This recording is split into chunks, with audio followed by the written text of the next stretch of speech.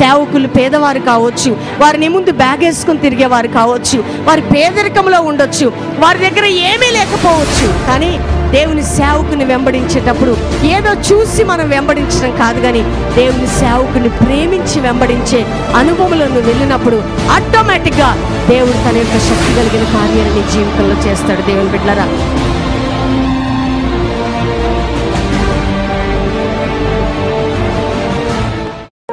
రాజుల 2వ గ్రంథము 4వ అధ్యాయము 33వ వచనము. తానే లోపలికి పోయి వారిద్దరే లోపల నుండగా తలుపులు వేసి యెహోవాకు ప్రార్థన చేసి మంచం మీద ఎక్కి బిడ్డ మీద తన్ను చాచుకొని తన నోరు వాని నోటి మీదను తన కండ్లు వాని కండ్ల మీదను తన చేతులు వాని చేతుల మీదను ఉంచి బిడ్డ మీద పొడుగుగా పండుకొనగా ఆ బిడ్డ ఒంటికి వెంట పుట్టెను.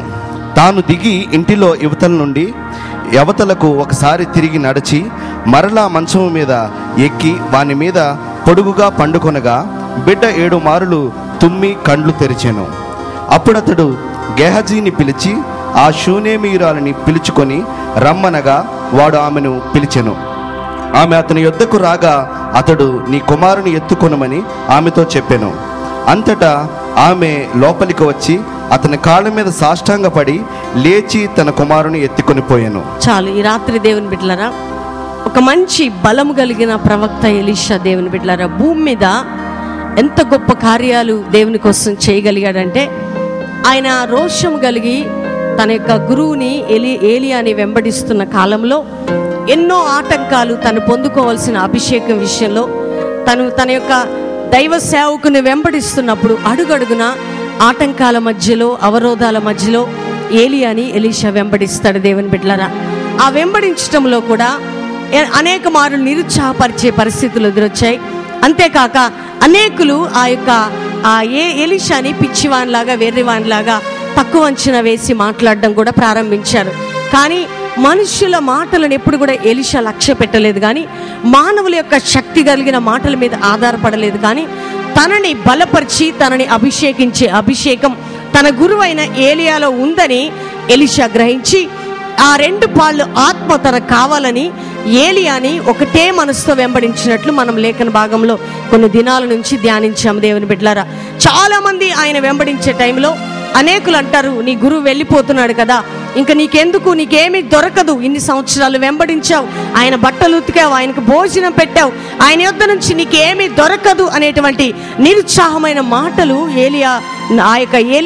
ఏలియాని వెంబడించినప్పుడు వచ్చినప్పటికీ ఆ మాటల వైపు ఎలీషా చూడలేదు. కానీ ఏదో విధంగా తన సేవకుల్లో ఉన్న అభిషేకం తనకు కావాలి. అది ఏ అభిషేకం అంటే భూలోకాన్ని తల్లక్రిందులుగా చేసే అభిషేకం. దేవుని బిడ్డలారా, గొప్ప కార్యాలు చేసే అనాయింటింగ్, అటువంటి అభిషేకం కోసము ఇక ఎలీషా వెంబడించినప్పుడు ఏలియాని ఏదో ఒక రకంగా నిజంగా తను అనుకున్నది సాధించడానికి కొన్ని దినాలు పట్టింది. ఎప్పుడైతే ఆయన దుప్పటి ఎలీషా మీద పడ్డదో అప్పటి నుంచి దేవుడి యొక్క శక్తి కలిగిన అద్భుతాలు ఎలీషా చేయటం ప్రారంభించాడు. ఏలియా 7 అద్భుతాలు చేస్తే ఎలీషా 14 అద్భుతాలు చేయటానికి కారణం, ఒక సేవకుని ఒక వ్యక్తి వెంబడించే టైంలో ఎన్నో ఆటంకాలలో ఆ యొక్క భయంకరమైనటువంటి పోరాటాలు వచ్చినప్పుడు కూడా ఆ వ్యక్తి ఆ సమయంలో దేవుని కోసం సేవకుని పక్షంలో నిలబడ్డప్పుడు దేవుడు ఎప్పుడు కూడా ఆ యొక్క వ్యక్తికి అన్యాయం చేయడు. దేవుని బిడ్డలారా, ఎందుకంటే తను చేసిన పరిచర్యని దేవుడు ఎన్నడూ కూడా మర్చిపోయే దేవుడు కాదు. మనుషులు మర్చిపోవచ్చు, కానీ దేవుడు ఎన్నడూ కూడా మర్చిపోడు. ఎందుకంటే దేవుడు ఎప్పుడు కూడా ప్రతిదీ కూడా జ్ఞాపకం ఉంచుకొని తగిన కాలంలో తగిన సమయంలో ఒక వ్యక్తిని హెచ్చించే మంచి మనసు, గొప్ప శక్తి కలిగిన దేవుడే మన దేవుడు. దేవుని బిడ్డలారా, చాలా మంది అనుకుంటుంటారు, అయ్యో దేవుడు నన్ను లేవనెత్తట్లేదు, నన్ను వాడుకోవట్లేదు. కానీ ఎలీషా ఇంత పవర్ఫుల్ గా వాడబడ్డానికి ఎలీషా జీవితంలో ఎన్నో ఆ యొక్క భయంకరమైన సమస్యల మధ్యలో ఏలియాని వెంబడించి అన్నిటినీ వదులుకున్నాడండి. పాపం, ఆస్తి వదులుకున్నాడు, అంతస్తు వదులుకున్నాడు, నానేవారిని వదులుకున్నాడు, బాంధవ్యాన్ని, బంధుత్వాన్ని, ప్రేమని, సమస్తాన్ని వదులుకొని ప్రతి క్షణం ఏలియానే ఒక ప్రత్యేకమైన రీతిలో వెంబడించిన ఎలీషా జీవితంలో దేవుడు ఎప్పుడు కూడా తన యొక్క మరి ఎటువంటిది లేకుండా తనకున్నటువంటి రీతిలో ఎలీషాని దేవుడు వాడుకోవటం ప్రారంభించాడు. ఎలీషా ఏలియా లాగానే పరిచర్య చేస్తూ వచ్చాడు. అయితే షూనేమి పట్టణానికి వచ్చినప్పుడు ఒక మరి స్త్రీ, గనురాలైన స్త్రీ ఎలీషాకి ఏం చేసేదంటే భోజనం పెడుతూ ఉండేది. తన ఇంటి మీద ఒక మంచి రూమ్ కట్టించేది. ఎందుకంటే ఎలీషా పట్టణానికి వస్తున్నప్పుడల్లా ఆమెకు ఒక ఆశ. ఏమనంటే దైవజనుడు నా పట్టణానికి వచ్చినప్పుడు ఆయన బయట బస్ చేయొద్దు, ఆయన ఏదో విధంగా తన దగ్గరికి రావాలి, తను మంచిగా అంటే సంతోషంగా మంచి భోజనం చేసి వెళ్ళాలి అనేటువంటి ఆశతో, ఎలాంటి ఆశింపు లేకుండా, అంటే తనకి ఎటువంటి కొరత ఉన్నప్పటికీ ఆ కొరతని ఆశించి దైవజనుడిని ఆమె వెంబడించలేదు. కానీ నిజంగా నిష్పక్షపాతంగా, అంటే ఎలాంటి ఆశ లేకుండా మరి ఆ విధంగా ఆమె ఆయనని వెంబడించడం జరిగింది, ఆయనకి హెల్ప్ చేయడం జరిగింది దేవుని బిడ్డలారా. అందుకని దేవుని నామాన్ని బట్టి దేవుని యొక్క సేవకులకి మనం ఎప్పుడైనా ఏదైనా చేస్తే సేవకులుగా వారైనా మర్చిపోతారేమో, కానీ దేవుడు మర్చిపోయే దేవుడు కాదు. చూడండి, షూనేమి ఆ పట్టణానికి వచ్చినప్పుడు ఆమెకి ఆయనకి అంత సహాయం, అంత హెల్ప్ ఆమె చేస్తున్నప్పుడు ఒకసారి ఎలీషా అడుగుతాడు, అమ్మా ఇంత శ్రద్ధ భక్తులు నా మీద చూపుతున్నావు, నీకేం చేయాలని ఉంది అన్నప్పుడు ఆమె ఏమీ మాట్లాడదు. కానీ దేవుని బిడ్డలారా, ఎలీషా శిష్యుడు మాత్రం ఒక మాట చెప్తాడు, అయ్యా వీళ్ళకిద్దరికి, భార్యాభర్తలకి పిల్లలు లేరు, దయచేసి వీరికి పిల్లలు కావాలి. ఆమె చెప్పదు నోరు తెరిచి. అంటే ఎలీషా ఏమంటాడంటే మరుసటి ఏటికల్లా నీకు ఒక బిడ్డ ఉండబోతున్నాడని చెప్తాడు దేవుని బిడ్డలారా. ఎందుకంటే మీకు ముందు జరిగే విషయాన్ని, వెనక విషయాన్ని నేను చెప్పాలని ఆశపడుతున్నాను. చాలాసార్లు దేవుడు మనం అడిగి ఆశీర్వదించబడే ఈ భూమి మీద చాలా మంది ఉంటారు. దేవుని సేవకులను వెంబడిస్తే దేవుడు ఏదైనా ఆశీర్వదిస్తాడేమో అని వెంబడించే వారు కొంతమంది ఉంటారు. దేవుని బిడ్డలారా, యేసు క్రీస్తు ప్రభు ఈ భూమి మీద పరిచయం చేసినప్పుడు కొంతమంది యేసయ్యను రొట్టెల కోసం వెంబడించేవారు, కొంతమంది యేసు ప్రభుని అద్భుతాల కొరకు వెంబడించేవారు, కొంతమందిని యేసయ్యని నిజంగా ప్రేమించి వెంబడించేవారు. చాలా గ్రూప్స్ ఉంటాయి యేసు ప్రభుని వెంబడించే విషయంలో. కానీ షూనేమీరాలు ఎలీషాకి ఇచ్చే ఆతిథ్య విషయంలో ఎటువంటి ఆశించేదగినది ఏదీ లేకుండా నమ్మకంగా, ప్రేమతో దైవజనుడు, అది కూడా భక్తి కలిగిన దైవజనుడు, దేవుని యొక్క పని భూమి మీద చేస్తున్నాడు. ఈ పట్టణానికి వచ్చినప్పుడు ఏదో ఒక విధంగా ఆయనకు సహాయం చేయాలని మంచి మనసుతో షూనేమీరాలు ఆయనకి సహాయం చేయటం, ఆయన వచ్చినప్పుడు మంచి భోజనం పెట్టడం, ఆమె ఇంటి మీద చక్కటి రూము కట్టించి ఇవ్వటం, ఆయనని పరామర్శించడం, ఆయనకి పరిచర్య చేయటం చేస్తూ ఉండేది. కాబట్టి ఎలీషాకి ఒక ఆలోచన కలిగింది, ఇలా చేస్తుంది కదా, ఏమైనా ఈమెకు అవసరమేమో అని. ఆమెను అడిగినా ఆమె జవాబు చెప్పలేదు. కానీ ఆ యొక్క శిష్యుడు గేహజీ అంటాడు పిల్లలు లేరన్నప్పుడు, ఎలీషా మాట అన్నప్పుడు ఆమె నవ్వుతుంది. ఎందుకంటే వారు వృద్ధాప్యంలో ఉన్నారు, మాకెందుకు పిల్లలని. కానీ ఎప్పుడైతే దైవ సేవకుడు ఆ మాట అంటాడో ఆమె గర్భం దాల్చడం, ఆమెకు మరలా కుమారుడు పుట్టడం, దేవుడు గొప్పగా ఆమెను ఆశీర్వదించడం జరుగుతుంది. దేవుని బిడ్డలారా, ఈ సందర్భంగా నేను ఒక విషయాన్ని మీకు చెప్పాలని ఆశపడుతున్నాను. దేవుని సేవకులకి దేవుని నామాన్ని బట్టి నువ్వు ఎప్పుడైనా ఏదైనా చేసినప్పుడు దేవుడు మరిచిపోడు అనే సత్యాన్ని నువ్వు జ్ఞాపకం చేసుకోవాలి. రెండవదిగా, దేవుని సేవకులను వెంబడించేటప్పుడు వారిలో ఉన్న ఆశీర్వాదాలు తీసుకోవటం కంటే నిజంగా దేవుణ్ణి, తన సేవకుణ్ణి యథార్థంగా ప్రేమించేవారు ఈ భూమి మీద చాలా తక్కువ మంది ఉన్నారు. దేవుని బిడ్డలారా, సేవకుని యొక్క సుఖాన్ని కోరుకునేవారు, మరి దేవుని యొక్క సేవని ప్రేమించేవారు, అంటే ఎవరో ఏదైనా కానీ దేవుని యొద్దకు వచ్చినప్పుడు ఏదో ఒకటి అడగడం, సేవకుని యొద్దకు వచ్చినప్పుడు ఏదైనా జరిగితే బాగుండని ఆశించే ఆ యొక్క ఆలోచనతో వస్తుంటారు తప్ప ఈ స్త్రీ అలాంటి స్త్రీ కాదు. అయినప్పటికీ ఆమెని పిలిచి ఎలీషా ఆమె జీవితంలో ఈ యొక్క ప్రవచనాన్ని విడుదల చేస్తాడు. ఆమె గురించి ఒక మాట అంటాడు, నీ గురించి రాజులతోనైనా అధికారులతోనేమైనా రికమెండేషన్ చెయ్యాలమ్మా, ఎందుకు ఇంత శ్రద్ధాభక్తులు చూపుతున్నావు అని ఎలీషా అనడానికి ఎలీషాకు తెలుసు కొంతమంది సేవకుల మీద శ్రద్ధ చూపేది, ఆ భక్తి చూపేది. చూడండి, ఈ రోజు కానీ ఒక మామూలు సాధారణమైన సేవకులుగా మేముంటే మమ్మల్ని కూడా ఎవరు వెంబడించేవారు కాదు. దేవుని బిడ్డలారా, అది మాకు తెలుసు నిజంగా. ఎందుకంటే మేము ఎప్పుడు కూడా దేవునికి అనుకోగలిగి దేవుని ప్రేమించడానికి ఏంటంటే ధనమైన, డబ్బైనా, అభిషేకమైన ఇవన్నీ కూడా ఏదో ఒకరోజు మమ్మల్ని విడిచిపెట్టి వెళ్ళిపోతాయి. కానీ మమ్మల్ని విడవని దేవుడు ఎవరంటే ప్రభువైన యేసుక్రీస్తు మాత్రమే. దేవుని బిడ్డలారా, ఆ సత్యం మాకు తెలుసు. అందుకనే ఎన్ని అద్భుతాలు జరిగినా, ఎన్ని సూచక్రియలు జరిగినా, ఎన్ని గొప్ప కార్యాలు జరిగినా అది దేవుని అభిషేకం మాలో ఉండి పరిశుద్ధాత్మ దేవుడు చేస్తున్నాడు తప్ప అది మాది కాదు అని మేము ఎప్పుడూ అనుకుంటుంటాం. ప్రజలు మమ్మల్ని వెంబడించిన, ఒకప్పుడు ఏమీ లేనప్పుడు ఎవ్వరూ మాతో లేరు.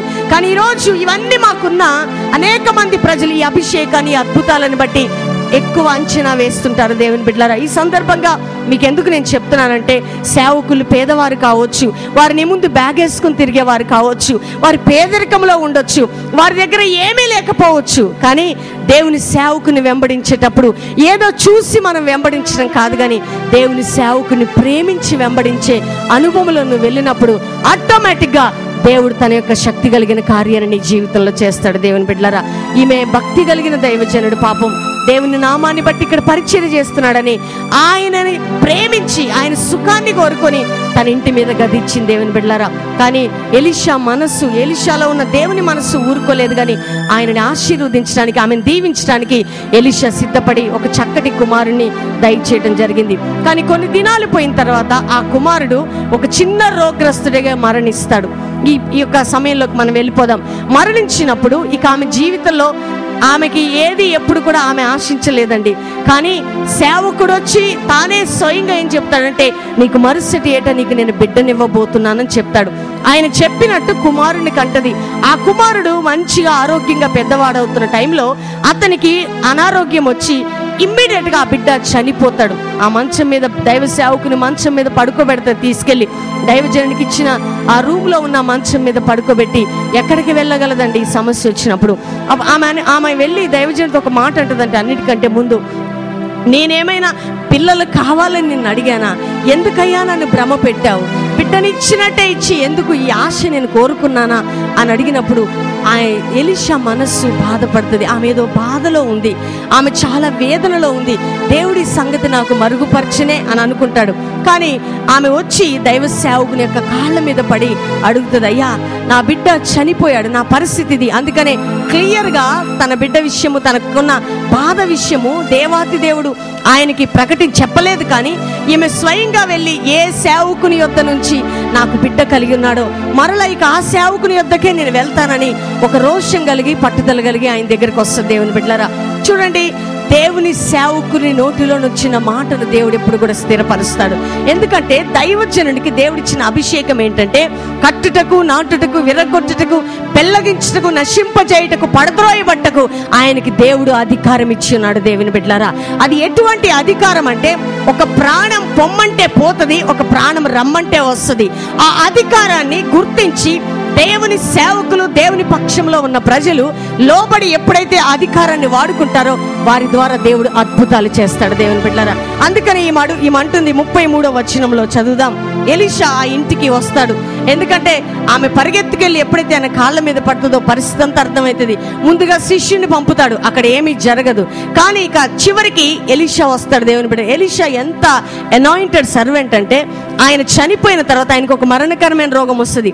ఆయన చనిపోయిన తర్వాత, ఆయనని పాతి పెట్టిన తర్వాత, ఆయన పాతి పెట్టిన స్థలములోకి ఒక దండులో ఉన్న ఒక శవం అక్కడ చనిపోతే, ఆ శవాన్ని పాతి పెడితే కూడా ఆయన శల్యములకు తగిలిన శవము లేచి కూర్చునేటువంటి, ఆయన చనిపోయినా ఆయనలో ఉన్న అభిషేకం చనిపోలేదు. దేవుని బిడ్డలారా, ఈ రాత్రి నేను ఎందుకు మీకు చెప్తున్నానంటే, ఒక సేవకుణ్ణి దేవుడు అభిషేకించి నీ వద్దకు పంపించేది ఏంటంటే, ఆ సేవకుని చూసి బాగా వాడబడుతున్నారండి, చాలా బాగున్నారు అనడం కాదు, కానీ నీవు కూడా సేవకులు ఏ విధంగా మార్చుకున్నారో, వారు ఏది విడిచిపెట్టుకున్నారో, దేనికోసం త్యాగం చేశారో, ఎలా పరిగెత్తారో, వారి ప్రార్థనా జీవితం ఎట్లుందో, వాళ్ళ సమర్పణ ఎట్లుందో, ఆ రీతిగా పరిగెత్తినప్పుడు వారికంటే దేవుడు నిన్ను ఇంకా గొప్పగా వాడుకుంటాడు. దేవుని బిడ్డలారా, ఇది తెలియని ప్రజలు చాలా మంది అనుకుంటారు, దేవుడు మమ్మల్ని వాడుకుంటాడా, ఆశీర్వదిస్తాడా? చూడండి, ఆ యొక్క దైవజనుడు ఆ చనిపోయిన ఆ బిడ్డ దగ్గరికి వస్తాడనమాట.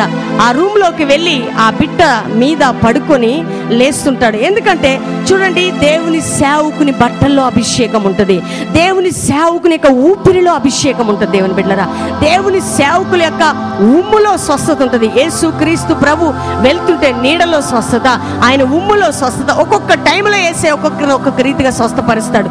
అదే విధంగా ఎలీషా ఏం చేస్తాడు, ఆ బిడ్డ మీద పడుకుంటాడు, లేస్తాడు. ఈ విధంగా చేసినప్పుడు ఆ బిడ్డకి, ఎందుకంటే దేవుని సేవకుల్లో ఉన్న జీవము మరణంలోనికి వెళ్ళి మరణాన్ని జీవముగా మారుస్తుంది. దేవుని బిడ్డలారా, అది గుర్తించాలి. మీరు దేవుని సేవకుల దగ్గరికి వచ్చినప్పుడు చాలా మంది రోగగ్రస్తులు, వ్యాధిగ్రస్తులు, సమస్యలు ఉన్నవారు, బంధకాలు ఉన్నవారు వస్తారండి. ఒక్కటి మీరు విశ్వసించాలి, నువ్వు దేవుని నమ్మి ఆయన ప్రవక్తను నమ్మొచ్చినప్పుడు దేవుడు నిన్ను సిగ్గుపరచడు, కానీ తప్పకుండా నీ జీవితంలో అద్భుతం చేస్తాడు. యెహోషాపాతు రాజు ఒక మాట అంటాడు తన సైన్యంతో, మనం ఎవరిని నమ్ముదామంటే దేవుని నమ్ముదాం, ఆయన ప్రవక్తను నమ్ముదాం. మనం ఎందుకంటే జయం పొందుతాం, కృతార్థులం అవుతాం. మన పక్షంలో దేవుడే యుద్ధము చేస్తాడంటాడు. దేవుని బిడ్డలారా, చూడండి, దేవుని నమ్మే అనుభవం ఈ రోజుల్లో తక్కువైపోతుంది.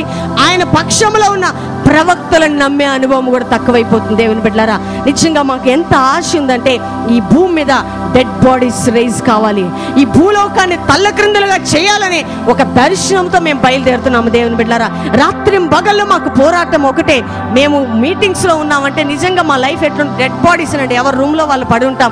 చాలా మంది ప్రజల యొక్క కన్నీరు మేము తుడవాలంటే, చాలా మంది ప్రజల మధ్యలోకి మేము అభిషేకించబడి వెళ్ళాలి అంటే మేము ఎంతో దేవుని సన్నిధిలో గడపాలి. దేవుని బిడ్డలారా, అదే విధంగా ఇక్కడ ఎలీషా దేవుని సన్నిధిలో గడుపుతున్నాడు.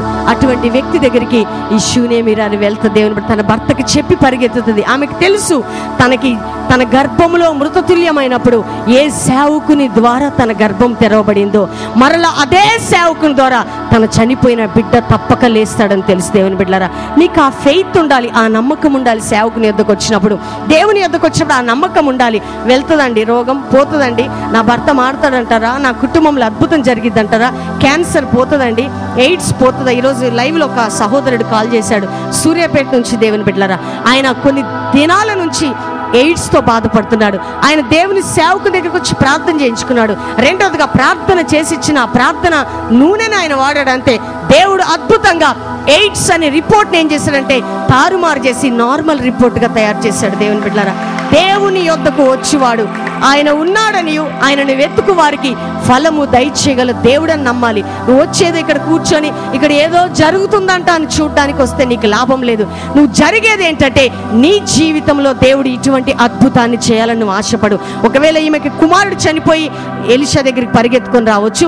నీ జీవితంలో చాలా చనిపోయిన విషయాలు ఉండొచ్చు, సొల్యూషన్ లేని విషయాలు ఉండొచ్చు, నీవు కూడా అనేక రీతిలుగా అలసిపోయి ఉండొచ్చు, అనేక రీతిలుగా నిర్జీవమైన స్థితి ఉండొచ్చు.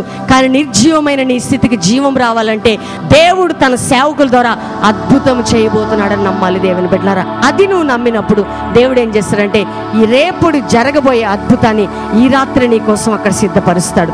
నువ్వు కానీ సిద్ధపడకుండా, చూడండి, మేము ఎంత అనాయింటింగ్తో నిలబడి ఇక్కడున్నా నీవు సిద్ధపడకుండా దేవుడు ఏం చేయడు. ఏమి సిద్ధపడి వచ్చిందండి. ఎలా వచ్చిందో తెలుసా?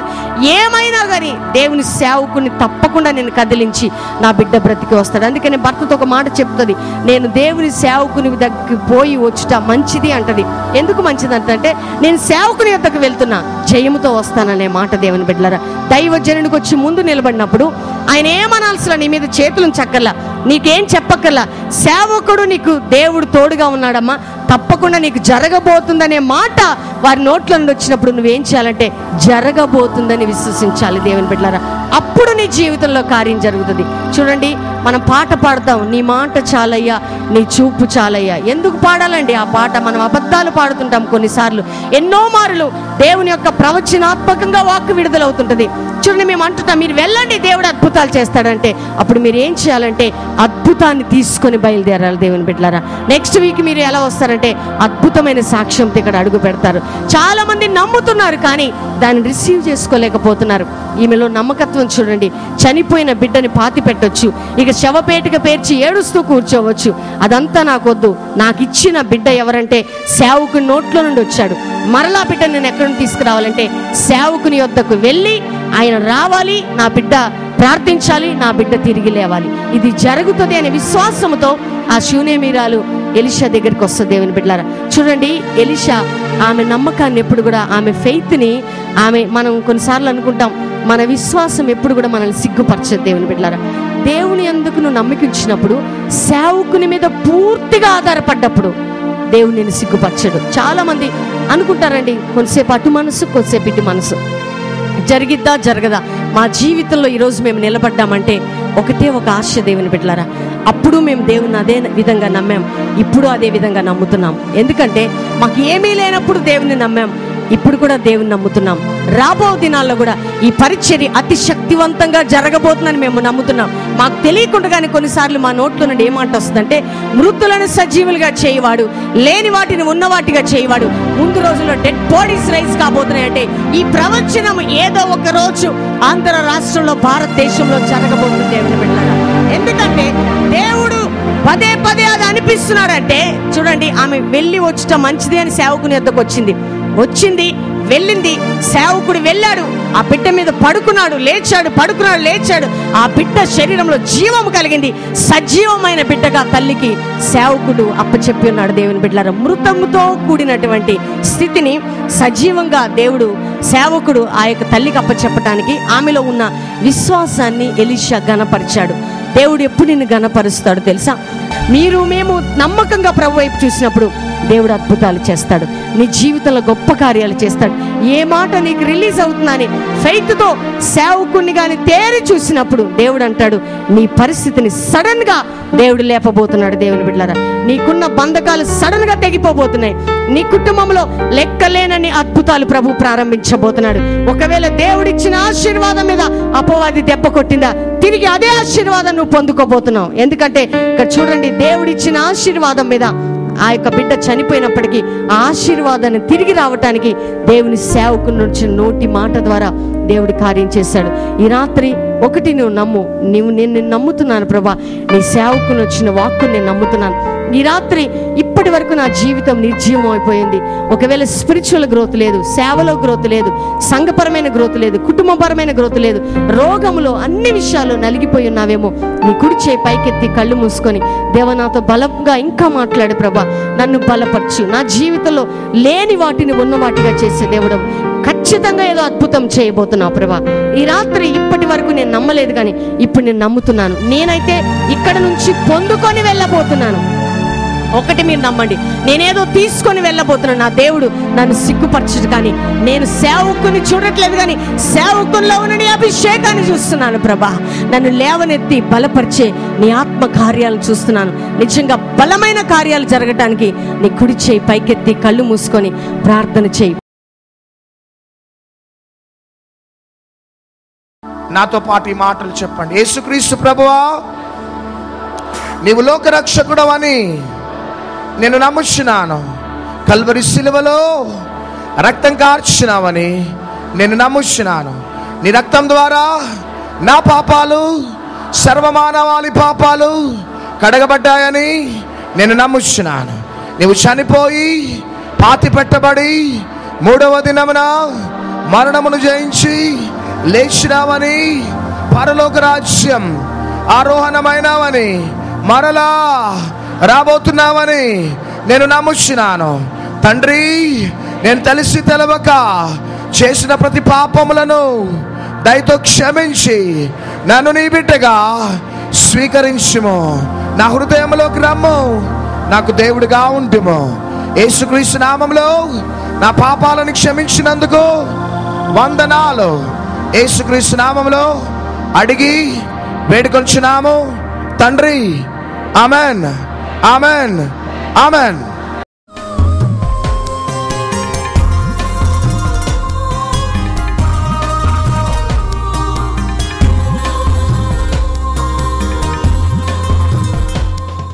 నా సాక్ష్యం ఏమనగా, మా పాపకి చాలా ఫీవర్ ఉండే అనమాట. ఆ ఫీవర్లో కాళ్ళు చేతులు అస్సలు పని చేయలేదు, మొత్తానికి పడుకునే ఉండేదన్నమాట. 15 రోజులు బెడ్ మీదనే పడుకొని ఉంది, ఏ మాత్రం పని చేయలేవు కాళ్ళు చేతులు. ఎప్పుడైతే మేము ప్రేయర్కి ఇక్కడికి వచ్చామో, మరి అక్కడ లాస్ట్లోనే కూర్చున్నాము. అద్భుతంగా పాస్టర్ గారి ఇక్కడ ప్రార్థన చేస్తుంటే స్టేజ్ ఎక్కడానికి మా అమ్మాయికి చాలా భయము, పాస్టర్ దగ్గరికి రావడానికి ఇష్టపడలేదు. అయినప్పటికీ కూడా మేము ఎలాగంటే ఇద్దరం భార్యాభర్తలను కలిసి తీసుకొచ్చి ఇక్కడ నిలబెట్టినప్పుడు పాస్టర్ గారు ఇలా చేయి పెట్టడంతో టక్కుమని ఆమె చక్కగా లేచి నిలబడి ఇక్కడ స్టేజ్ పైన పరిగెత్తిపించారు. అద్భుతంగా నడిచింది. నేను ఒక కార్పొరేట్ హాస్పిటల్లో పనిచేసేవాడిని. 7 to 8 years సర్వీస్ ఉండింది. అనుకోకుండా కొన్ని వ్యతిరేకత వలన నా జాబ్ టర్మినేట్ చేయబడింది. సో నేను బ్రదర్ దగ్గరకు వచ్చి ప్రేయర్ చేయించుకున్నాను. సో బ్రదర్ దగ్గరకు వచ్చి ప్రేయర్ చేయించుకుని నా తల మీద తను ప్రేయర్ చేయిపెట్టి ప్రేయర్ చేసిన తర్వాత, బిడాని నీ లైఫ్లో బిగ్ బ్రేక్ త్రూ ఉందని చెప్పినాడు. అయితే నేను అనుకోకుండా నేనేం చేస్తున్నానంటే వేరే హాస్పిటల్లో అప్లై చేసినాను. దేవుడు నాకు ఎంత గొప్ప ఆశ్చర్యకార్యం చేసినట్టే, అంత పెద్ద కార్పొరేట్ హాస్పిటల్ వాళ్ళు ఇవ్వనటువంటి శాలరీ ఇంకా 5,000 ఎక్కువ చేసి నాకు ఇచ్చిన నా జీవితంలో. ఎంత పెద్ద ఆశీర్వాదం, ఎంత గొప్ప మన దైవజనులు చెప్పినటువంటి మనము అటువంటి గొప్ప దీవెనలు ఆశీర్వాదాలు మనం నమ్మాలని, దేవుడు వారి ద్వారా మనతో మాట్లాడదాన్ని తెలుసుకొని ఈ దేవుడు ఈ సాక్ష్యాన్ని దీవించడాన్ని ఆశిస్తున్నాను. మరి నాకు చాలా రోజుల నుంచి పిల్లలు అవ్వడం లేదు, కానీ నేను చాలా ప్రేయర్ చేశాను. మా మమ్మీ కూడా నా కోసం చాలా ప్రేయర్ చేసింది.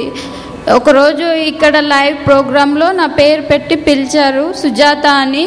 ప్రెగ్నెన్సీ కోసం మీరు చాలా బాధపడుతున్నారని అంకుల్ ఆంటీ లైవ్లో చెప్పారు. తర్వాత నాకు ప్రెగ్నెన్సీ వచ్చింది. మళ్ళీ 5 monthsలో నాకు యాక్సిడెంట్ అయిపోయింది. ఆ టైంలో నా ప్రెగ్నెన్సీ పోతుందేమో అని చాలా భయపడ్డాను. తర్వాత మళ్ళీ ఇక్కడ నుంచి ప్రేయర్కి వచ్చి మళ్ళీ ఆయిల్ తీసుకెళ్ళి పెట్టాను. రిపోర్ట్స్ అన్నీ నార్మల్ అయ్యాయి.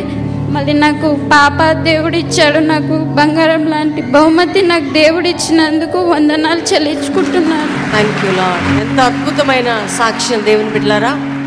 సహోదరి జీవితంలో ఎక్కడో ఉండి తన టీవీ చూస్తుంది, కానీ లైవ్లో నుంచి ఆమె గర్భం లేదు అని వేదన పడుతున్న టైంలో పరిశుద్ధాత్మ దేవుడు ఆమె వేదన చూసి పేరు పెట్టి పిలిచారండి.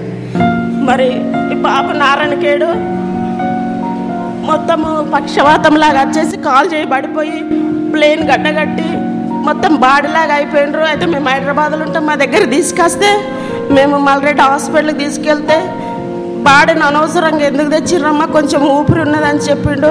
మరి ఆ రోజు సాయంకాలము మరి ఇక్కడికి వచ్చి మేము బాబుకి అక్కడ జాయిన్ చేసి ఇక్కడికి వచ్చి ప్రేయర్ ఆయిల్ ఖర్చుపు తీసుకొని బాబు ప్రాబ్లం అంతా చిట్టిలో రాసిచ్చి మరి అమ్మగారు వాళ్ళకి ఇచ్చేసినప్పుడు మేము తిరిగి ఆ ప్రార్థన నూనె ఖర్చుపు తీసుకెళ్ళి బాబుకి వేసిన వెంటనే మరి దేవుడు మంచి కంటి చూపునిచ్చి మాట్లాడటకు దేవుడు సహాయం చేసిండు.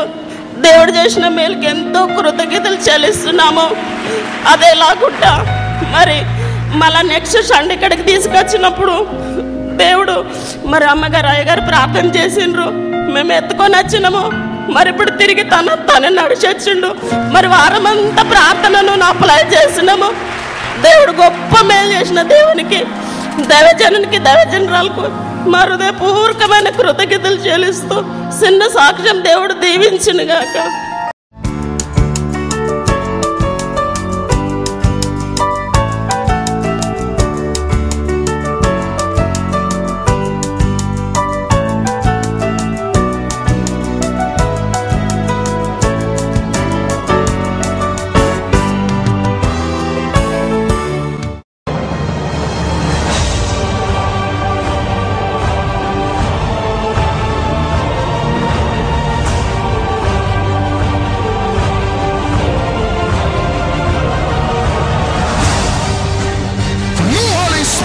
దీర్ఘకాల వ్యాధులతో బాధపడుచున్నావా?